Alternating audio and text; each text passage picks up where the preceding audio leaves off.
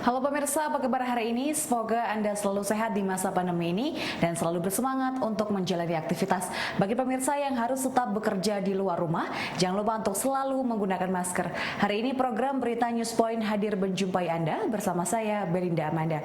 Selama 30 menit ke depan, News Point akan menyajikan berita terbaru seputar Universitas Brawijaya dan Malang Raya. Jangan kemana-mana, keep on our channel News Point.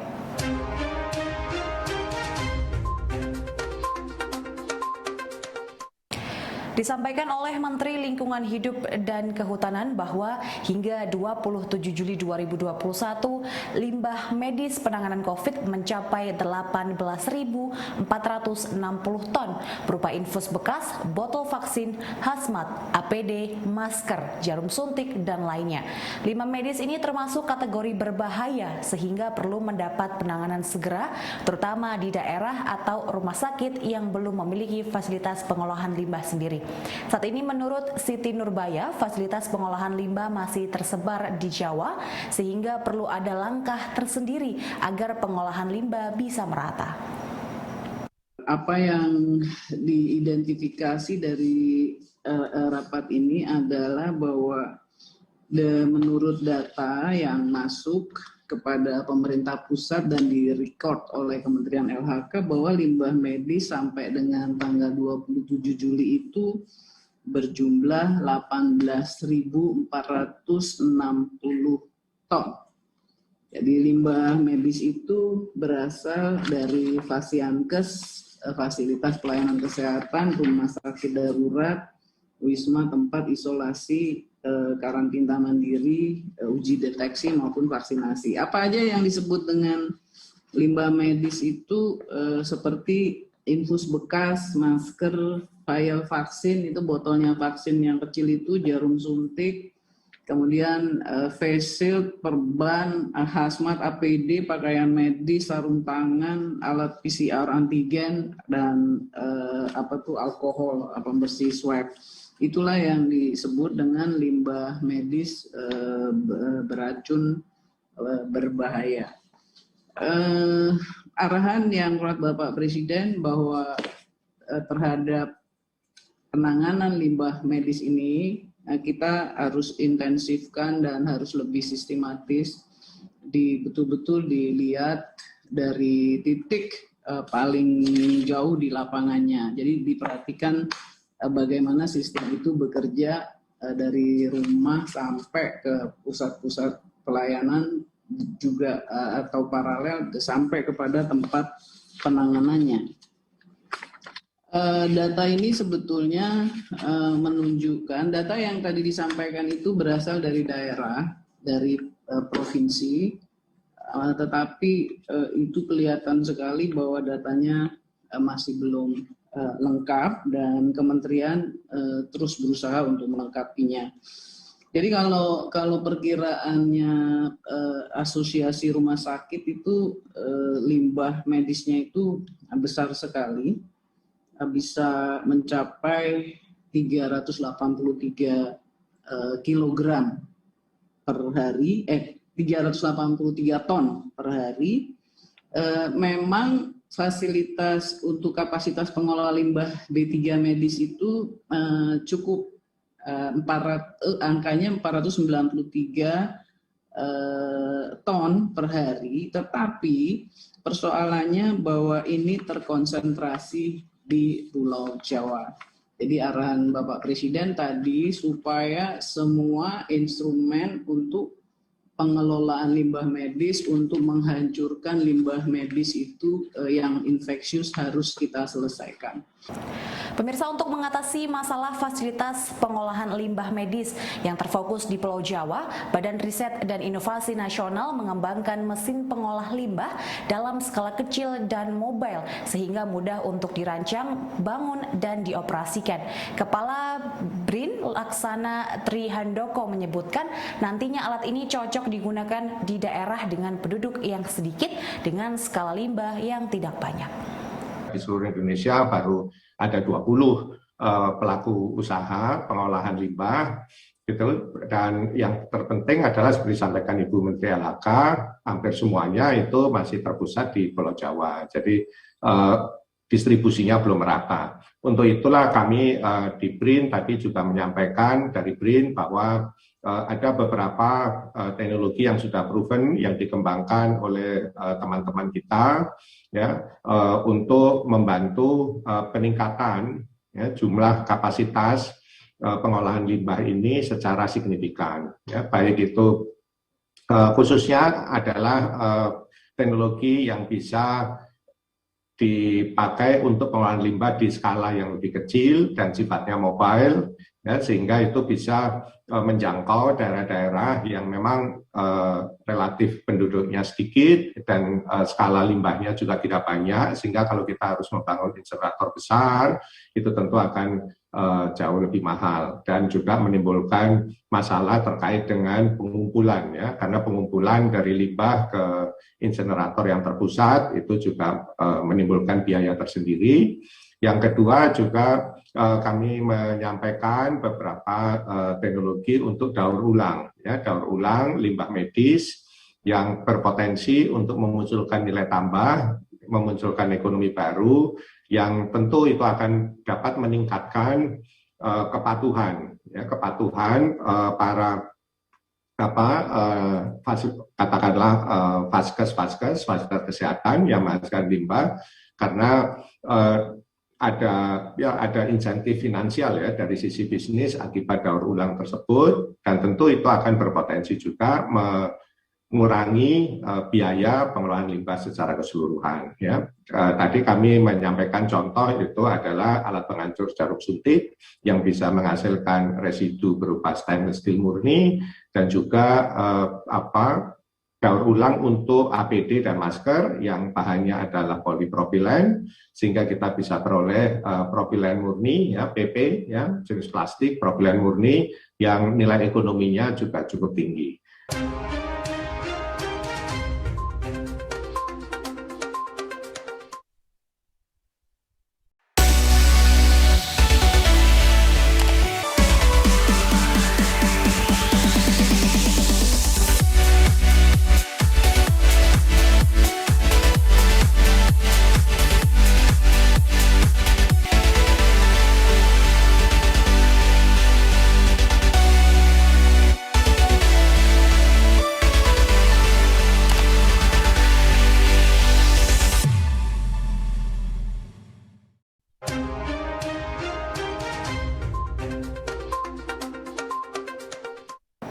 Pemirsa, menurut Ketua Pemeringkatan UB Adarul Mutakin, posisi 4 untuk UB sebagai kampus terbaik nasional versi Webometrics menunjukkan hasil publikasi dan riset di UB makin diminati. Berikut penjelasan Adarul mengenai metode yang digunakan oleh Webometrics dalam melakukan penilaiannya. Ya, kita harus tahu dulu Pak ya tentang Webometrics.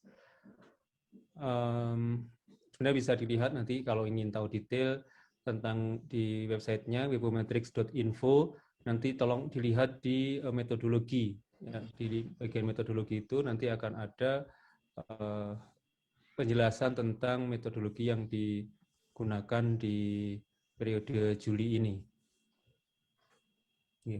Jadi di situ disebutkan bahwa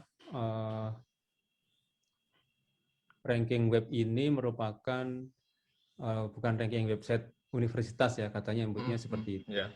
Tapi dia meranking universitas berdasarkan Webometrics dan juga Bibliometrics. Bibliometrics itu namanya research ya. Kemudian kalau Webometrics itu dalam tentunya publikasi di webnya. Beda dengan 4ICU. Kalau 4ICU benar-benar itu meranking tentang website dari suatu universitas. Nah, untuk periode tahun ini itu ada 3 parameter yang diambil, yaitu ada visibility, kemudian ada transparency, dan juga ada excellence. Ya, visibility itu adalah number of external networks atau subnet linking to the institution's web page. Jadi kalau boleh kita sebut itu praktisnya adalah begini. Ya, praktisnya begini. Ada suatu website yang misalnya Kanal 24 ini merefer ke UB, artinya di dalam berita-beritanya ini Kanal 24 ketika menyebutkan suatu aktivitas atau suatu berita gitu, Kemudian di situ ada link menuju ke UB ACID. Apapun itu, apakah teknik UB ACID ataukah UB ACID-nya langsung ataukah yang lainnya. Nah, itu ngukurnya dari sana, itu namanya backlink.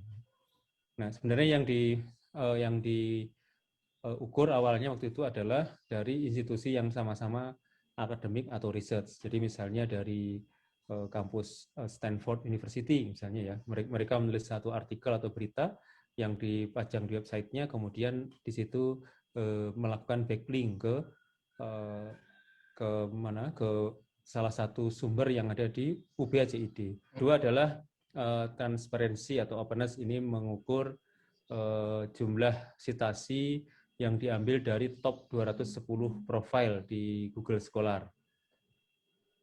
Ya, jadi top 210. Nah, nanti dikurangi yang 20 pertama sepertinya. 210. Jadi mungkin diambil 200 atau 190 berikutnya. Jadi yang tinggi-tinggi itu dipilih ya, 210 profil dengan citasi tertinggi itu diambil, kemudian diukur berapa jumlah citasinya. Kemudian yang excellence itu adalah jumlah paper yang berada di top 10% yang paling disitasi dari masing-masing 27 bidang ilmu. Itu dari Simago ya, sumbernya dari Simago. Seperti itu. Nah, dengan berada di ranking 4 ini berarti kita secara umum gitu aktivitas research dan juga informasi-informasi yang disediakan di website itu saat ini masih bisa dilihat orang. Pemirsa, mencermati hasil riset tentang eksistensi pesantren sejak masa kolonial hingga pasca kolonial, Pusat Studi Pesantren dan Pemberdayaan Masyarakat PSP2M Universitas Brawijaya menyelenggarakan sekolah post-kolonial bertema penemuan identitas pesantren dan trajektori budaya yang akan diselenggarakan 16 hingga 21 Agustus mendatang. Menghadirkan pembicara ahli untuk 9 klaster kajian, sekolah postkolonial menyajikan basis epistemologi untuk membedah keragaman identitas di Indonesia sebagai hasil perjumpaan berbagai lokalitas dengan peradaban besar dunia. Berikut penuturan Ketua PSP2M UB, Dr. Muhammad Anas.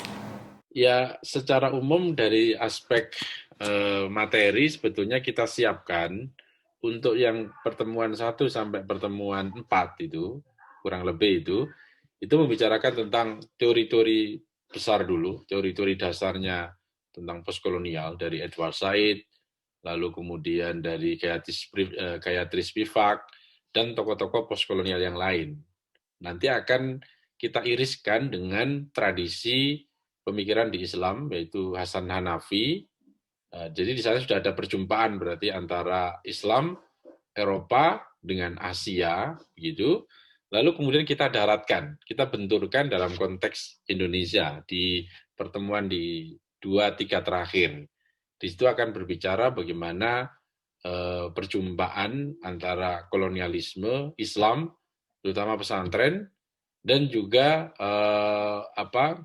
dalam lintasan kebudayaan yang lebih luas. Kalau selama ini studi-studi tentang pesantren itu sudah dimulai sebetulnya oleh semacam Ahmad Basu dan seterusnya, meskipun kemudian saya melihatnya masih belum terlalu concern ke sana. Impact-nya menurut saya karena ini pembicaraan yang sifatnya adalah soal identitas, soal kebudayaan, dan soal keislaman di Indonesia, yang perlu didorong adalah bagaimana pesantren kemudian dalam lintasan kebudayaan yang cukup panjang itu bisa akan tetap menjadi subjek yang otonom. Jadi bukan menjadi maf'ul, tapi menjadi fa'il. Yang kemudian ia juga menjadi bagian integral dari kebudayaan di Indonesia. Apalagi kemudian dibenturkan atau dikorelasikan dengan kebudayaan di luar sana. Pemirsa, mahasiswa Fakultas Teknologi Pertanian UB kembali membuat inovasi melalui program PKM Kewirausahaan. Kali ini mereka meramu buah merah asal Papua dan daun sirih merah menjadi sunblock spray dengan merek Sharma. Jadi Sharma ini sendiri sebenarnya adalah produk sunblock dengan bahan dasar dua bahan aktif utama, yaitu buah merah yang berasal dari Papua dan juga bubuk sirih merah, Bapak. Buah merah sendiri berfungsi sebagai penangkal sinar UV, yaitu fungsi utama dari sunblocknya sendiri, sedangkan sari buah merahnya itu jadi manfaat tambahannya, Bapak, yaitu sebagai antibakteri yang bisa melawan bakteri penyebab jerawat. Kebetulan ada salah satu anggota tim kami yang tinggal di Papua tapi kebetulan tidak bisa hadir. Nah, ide memakai buah merah khas Papua itu dari tim kami itu, Bapak. Jadi memang buah merah sendiri sudah biasa dimanfaatkan oleh wanita masyarakat Papua sebagai produk perlindungan kulit dari sinar matahari. Kemudian setelah kami studi literatur, ternyata memang buah merah itu bisa menangkal sinar UV sehingga cocok digunakan sebagai bahan baku utama sunblock. Sedangkan kalau daun sirih merah, kami dari studi literatur, Pak. Jadi kami ingin menambahkan manfaat lebih di dalam produk kami, sehingga kami kemudian mencari-cari produk endemik lain apa di Indonesia yang sebenarnya jarang dimanfaatkan untuk produk kecantikan, tapi berpotensi, sehingga akhirnya kami mendapatkan sirih merah sebagai antibakteri yang melawan bakteri penyebab jerawat, seperti itu. Sharma bisa melindungi kulit dari bahaya yang disebabkan oleh sinar UV ya, dari buah merahnya itu sendiri. Kemudian karena bisa melindungi kulit dari sinar UV, berarti Sharma juga bisa mengurangi risiko terkena kanker kulit, karena kanker kulit itu penyebab utamanya adalah paparan dari sinar UV. Kemudian Sharma juga memiliki manfaat ganda juga sebagai produk antibakteri yang bisa melawan bakteri penyebab jerawat. Kemudian karena bentuk produk kami itu spray dan kemasannya kecil, jadi sangat mudah untuk diaplikasikan dan dapat menjangkau area kulit yang luas, sehingga berbeda dari produk sunblock lainnya.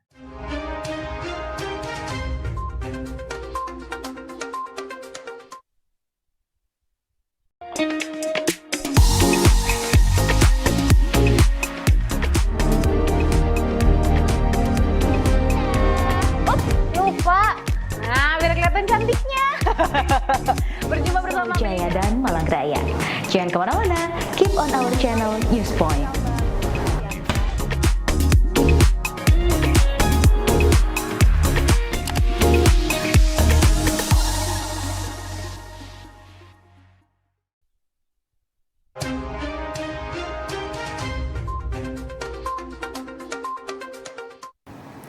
Pemirsa, komunikasi secara daring akibat pembatasan aktivitas tidak menjadi hambatan tim Sharma dalam merancang produk sunblock buah merah. Menurut salah satu anggota tim Sharma, yaitu Dinda, semula timnya tidak saling mengenal dan bertemu. Namun kemudian dengan komunikasi daring, timnya bisa saling beradaptasi dan kemudian bisa merancang produk sunblock dari buah merah Papua.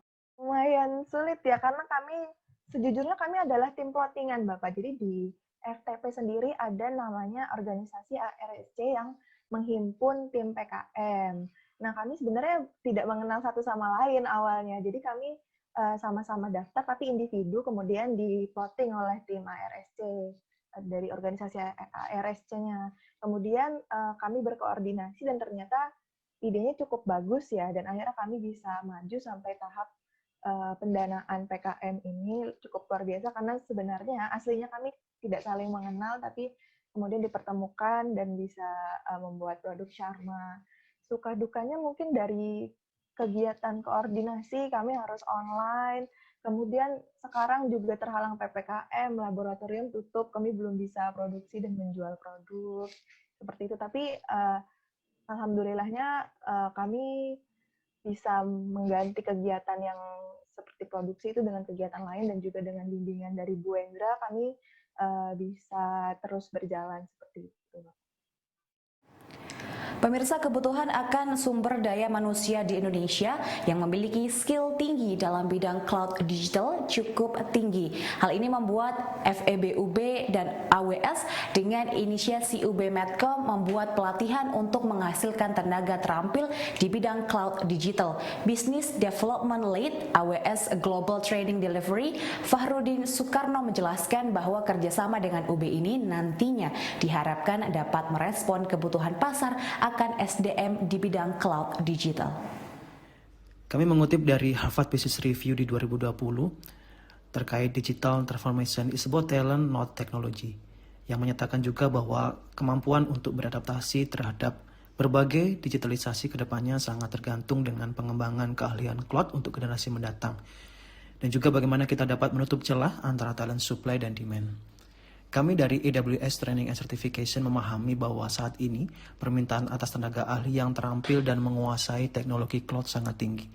Namun demikian, saat ini terdapat 90% cloud skill gap yang merupakan survei dari 451 Research di September 2019. Kami memandang bahwa penting sekali untuk menyiapkan sumber daya manusia yang handal dan memiliki pemahaman terkait cloud di Indonesia. Lebih lanjut, hasil dari riset Alpha Beta di Maret 2021 juga menyebutkan bahwa kebutuhan atas cloud skill di Indonesia sangat tinggi. Namun, tenaga kerja saat ini yang memiliki keahlian digital hanya mewakili 19% dari pekerja Indonesia, dan ekonomi Indonesia membutuhkan lebih dari 100 juta pekerja yang memiliki keahlian digital di tahun 2025 untuk memastikan bahwa Indonesia tetap dapat mengikuti kecepatan perkembangan teknologi. Tentunya pelatihan hari ini merupakan langkah awal bagi Universitas Brawijaya untuk menyiapkan talent-talent pendidik dan staf profesional yang memahami satu dari sekian domain di era digital ini. Pemirsa, informasi tadi sekaligus menutup perjumpaan kita hari ini. Jangan lupa untuk selalu menyaksikan Newspoint setiap hari pukul 19.30 waktu Indonesia Barat hanya di UB TV, Televisi Pendidikan Universitas Brawijaya. Saya Belinda Amanda dan seluruh kru yang bertugas pamit undur diri. Tetap patuhi protokol kesehatan, wajib menggunakan masker. Terima kasih dan selamat beraktivitas.